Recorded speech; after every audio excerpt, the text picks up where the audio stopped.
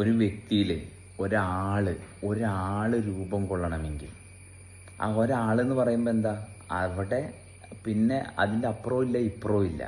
അപ്പോൾ ആ ഒരാൾ രൂപം കൊള്ളാൻ നമുക്ക് എല്ലാവർക്കും നമ്മളിൽ പരിശോധിച്ച് കഴിഞ്ഞാൽ കാണാം, നമ്മളിൽ എല്ലാവരിലും ഒരാളുണ്ട്.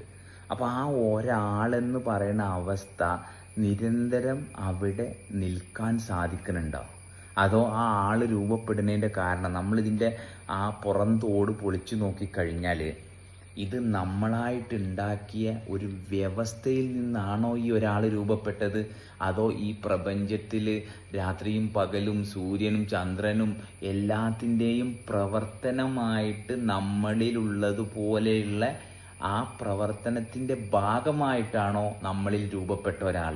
ഇതാണ് നമ്മൾ പരിശോധിക്കേണ്ടത്. കാരണം നമ്മൾ നോക്കിക്കഴിഞ്ഞാൽ നമ്മുടെ മതമോ ജാതിയോ അല്ലെങ്കിൽ നമുക്കുള്ളതോ ആയ സ്വത്തുക്കളുടെയോ സമ്പാദ്യത്തിൻ്റെയോ നമ്മുടെ കുടുംബത്തിൻ്റെയോ കുടുംബ പാരമ്പര്യത്തിൻ്റെയോ ബേസ് ചെയ്തിട്ടാണ് നമ്മളിൽ ഒരാൾ രൂപപ്പെട്ടതെങ്കിൽ നോക്കിക്കഴിഞ്ഞാൽ കാണാമല്ലോ. കാരണം അതിനൊരിക്കലും നമ്മളെ നിലനിർത്താൻ കഴിയില്ല. മറിച്ച് നമ്മളിലുള്ള തിരിച്ചറിവ് എന്ന് പറഞ്ഞാൽ നമ്മൾ ഓരോരുത്തരും നിലനിൽക്കാൻ കാരണമായ അവസ്ഥ ഈ ചുറ്റുപാടിൽ നിന്നുള്ളതല്ല എന്നുള്ളതാണ് നമ്മൾ തിരിച്ചറിയുന്നത്. കാരണം ചുറ്റുപാടിലുള്ളത് വെറും ടെമ്പററി ആയിട്ടുള്ള കാര്യങ്ങളാണ്. നമ്മളിൽ നടക്കുന്ന മാറ്റങ്ങളെ തിരിച്ചറിയാൻ നമ്മളിൽ തന്നെ മാറ്റമില്ലാതെ പ്രവർത്തിക്കുന്ന ഒരു അവസ്ഥയുണ്ട്.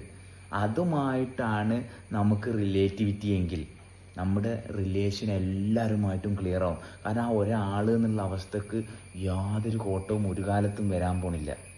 അപ്പം നമ്മൾ പരിശോധിക്കുമ്പം ഞാൻ ഇന്ന മതത്തിലെ ആളാണ് അല്ലെങ്കിൽ ഇന്ന വിശ്വാസിയാണ് എന്നുള്ളതാണ് നമുക്ക് എന്താ പറയുക പൊങ്ങി വരണതെങ്കിൽ നമ്മൾ പിന്നെ പരിശോധിക്കൂല. കാരണം ഇത് കഴിഞ്ഞാൽ പിന്നെ എനിക്കെന്താ സംഭവിക്കുക ഇതെല്ലാം വിട്ടാൽ. അപ്പം നമ്മൾ ഒന്നിനെയും വിടാനും പിടിക്കാനും പോണില്ല. നമ്മൾ നിലനിൽക്കുന്ന അവസ്ഥക്ക് നമ്മൾ സ്ഥാനം കൊടുക്കുമ്പം നമുക്ക് വേണ്ടാത്തതെല്ലാം അത് മാറിപ്പോവുകയാണ് ചെയ്യുന്നത്. കാരണം എന്താ, നമ്മുടെ ആവശ്യം നിലനിൽക്കുക എന്നുള്ളത് മാത്രമേ ഉള്ളൂ. ആരെയും പരിഹസിക്കണമെന്നോ പുച്ഛിക്കണമെന്നോ ആരെയും വിമർശിക്കണമെന്നോ ആരെയും ദ്രോഹിക്കണമെന്നോ ആരെയും ചതിക്കണമെന്നോ വഞ്ചിക്കണമെന്നോ ഇല്ല. കാരണം എന്താ, നിലനിൽക്കുന്ന അവസ്ഥ അത്രയും ആ ഒരാൾക്ക് വേണ്ടിയിട്ട് തയ്യാറായിട്ടാണ് എന്നും നിലകൊള്ളുന്നത്. ഒരാളെ പറ്റിക്കണം ചതിക്കണം വഞ്ചിക്കണം എന്നൊക്കെ തോന്നുന്നത് ആർക്കാണ്? കാരണം ചുറ്റുപാടുള്ള അവസ്ഥയിൽ നിലനിൽക്കുന്നവർക്കാണ്. അവരാണ് മറ്റുള്ളവരെ കൺട്രോൾ ചെയ്യാനും മറ്റുള്ളവരെ ഉപദ്രവിക്കാനും ഒക്കെ നടക്കുന്നത്. അപ്പോൾ അവനവനിൽ ഒരാളുണ്ടോ എന്ന് പരിശോധിക്കുക. അത് ഇല്ലാത്തതാണ്, ഇല്ലെങ്കിൽ അതാണ് മുഴുവൻ രോഗത്തിനും പ്രശ്നത്തിനും കാരണമെന്ന് വളരെ സിമ്പിളായിട്ട് തിരിച്ചറിയുകയും ചെയ്യുക.